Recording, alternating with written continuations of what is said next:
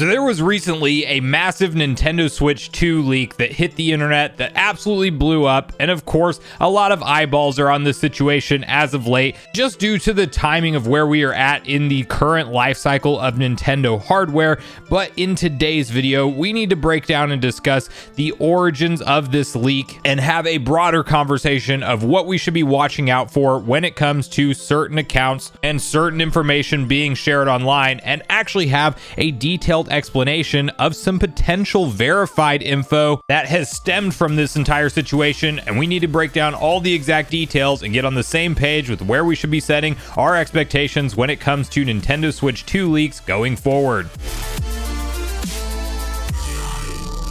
What's up, Nation? If it's your first time on the channel, make sure you join Sunbro Nation by subscribing below, hit the like button on this video if you enjoy it today, and make sure you turn on your bell notification icon so you're kept up to date with all the newest gaming news. Now guys, today is April Fool's Day, and this is not an April Fool's video, but just be aware any kind of massive announcements or massive leaks you see hit the internet, definitely take them with a huge grain of salt. And now that we are done with that public service announcement, we can dive into today's news, which has to do with a Nintendo Switch 2 hardware leak, or specifically developer kits being sent to developers supposedly over the last couple days. That's being talked about by various different outlets, and it's an unfortunate situation because it stems from an account that we once thought may be credible on the Nintendo Switch front, because the account in question, known as Connor or XDA, is somebody that previously fed us information about the possibility of a 5nm processor for the chipset of the supposed Nintendo Switch 2. And the reason this picked up traction at all has to do with the fact that this person does actually have a track record when it comes to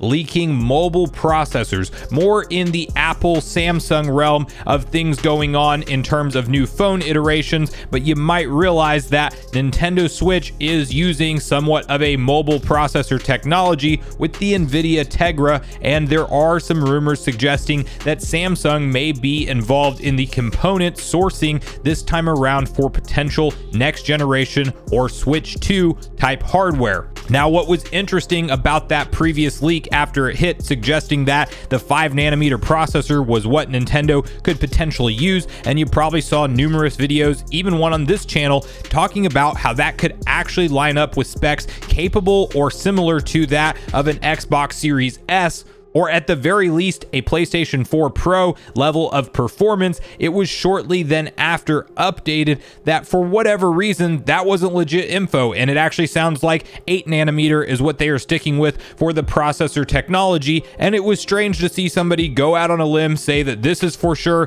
the chipset and the nanometer size that will be in the new Nintendo Switch hardware, and then next thing just go and update and take back to the internet and say actually that was bad info. It does look like 8nm is what they're going to be sticking with going forward. And I would say it definitely called this account into question as far as the reliability and what they are doing to vet their sources when it comes to leaking hardware information. At least it did for me, because when I saw the other tweet that was the most recent one that blew up, that just plain out says Nintendo is sending out Switch 2 dev kits to developers, I chose not to report on that just for the simple fact that I wanted to wait and see what would happen with the very quick turnaround and update around the 5nm claim from the previous leak that came from this account. And sure enough, wouldn't you know it, unfortunately, or maybe fortunately, depending on how you look at it, this person was targeted by some users over at Family Boards to essentially do a test to see if this is somebody who is vetting any sources,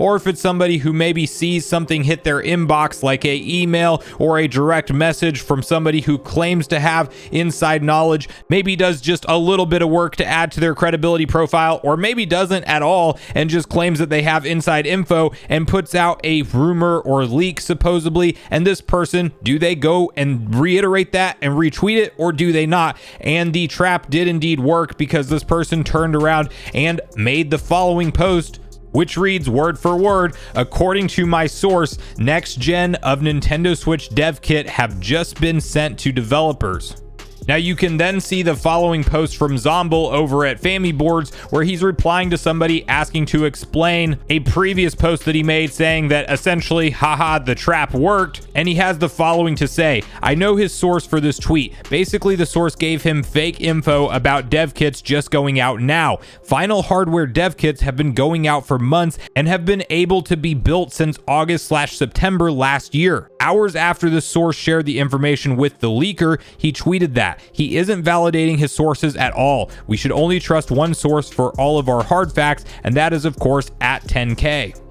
Now, where we have to start to unpack this entire conversation and brand new information around all of this has to do with the fact that the most recent Twitter post suggesting that brand new dev kits or Switch 2 dev kits are just now being sent out to developers is entirely false, and we should just dismiss that because it's traced to a direct account on Family Boards that essentially was doing a test to see whether or not this person would report on it with no source vetting, and they did. What is interesting is the claim that there has actually been developer kits out there from August or September of last year, and I won't claim to know whether or not that is extremely reliable information, but I do think that that would fall more in line with what we are likely expecting, which is a either holiday 2023 launch, or what I am most expecting is a early 2024 launch, something like March, and repeat the same strategy that they did with the Nintendo Switch. Because you would have to realize that developers would need any potential dev kits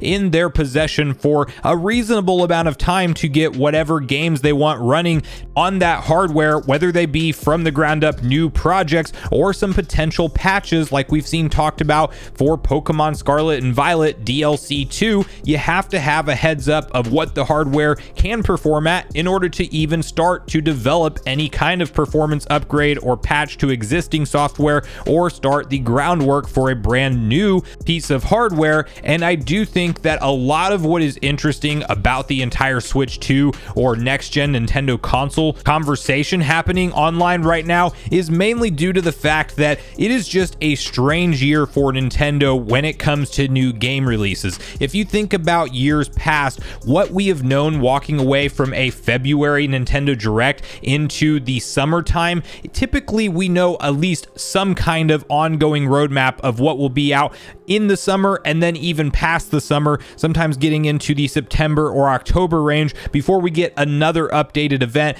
telling us a more clear picture of what's coming later on. And we literally know nothing other than Tears of the Kingdom and Pikmin 4 on Nintendo's ongoing release schedule right now. Now, that doesn't mean that they can't come out and have a summertime presentation where they just blow our expectations out of the water and have game after game, month in and month out, but it's also very uncharacteristic of Nintendo to be so tight-lipped with their Nintendo Switch game lineup for the year of 2023. We know that over 120 plus million Switches have been sold and in the hands of gamers, and it has a ridiculous software attach rate, so it is very profitable for Nintendo to continue to release new software on this console. And it's just interesting that we are this far into the year without really knowing anything past their big blockbuster game Tears of the Kingdom, and then more of a fan service game with Pikmin 4. I definitely don't think they have nothing up their sleeves. I do think that we might see that situation where a lot of ports and remasters start to come over and pad the release schedule for the upcoming months, and maybe some of those are shadow dropped at direct presentations like we saw happen with Metroid Prime Remastered, and then we start to actually hear about at some point later this year that the Nintendo Switch 2 or next generation hardware is indeed a real thing, and they are starting to promote a launch lineup for that console with things like a brand new 3D Mario, potentially a Donkey Kong, some kind of Mario Kart even, or just MK8 Deluxe all over again with all of the DLC booster course pass waves packed in, and they'll call it Ultra Deluxe. Whatever Nintendo has up their sleeves, I think we may see something like that where they start to promote the software towards the new hardware as opposed to pumping out a plethora of different games on the current generation hardware, because that's just where we're at in the Switch's life cycle. But I did want to get on the same page with everybody and kind kind of explain and break down what happened with that recent leak that truly did blow up online, and then a lot of people left wondering whether or not it was valid at all. And it turns out that that report of Switch 2 dev kits being sent out recently was not, but we may have the information indeed that around September or October of last year is when they were actually being sent out, and that would make more sense for a holiday 2023 or even 2024 launch window for the potential new hardware. But I really want to hear from you guys at this point in the video, your personal thoughts and opinions around this most recent leak. Where are you at on the entire Switch 2 hardware conversation? Do you think it's coming sooner rather than later, or do you think that we are much further off than many are thinking online right now? And what do you think about the idea that maybe September or October last year was actually the time frame when Switch 2 dev kits were starting to be sent out? And when do you personally think we will ultimately see Nintendo pull back the curtain on their next gen hardware plans? So regardless of your thoughts and feelings on everything we talked about today, I do look forward to hearing from you all in the comments down below before you leave the video, as I do look forward to getting a back and forth conversation started with you all around these topics. Go watch yesterday's video next if you haven't already, which is on screen right now. Also make sure you like, subscribe, turn on your notification bell, and I will see you guys in the next video.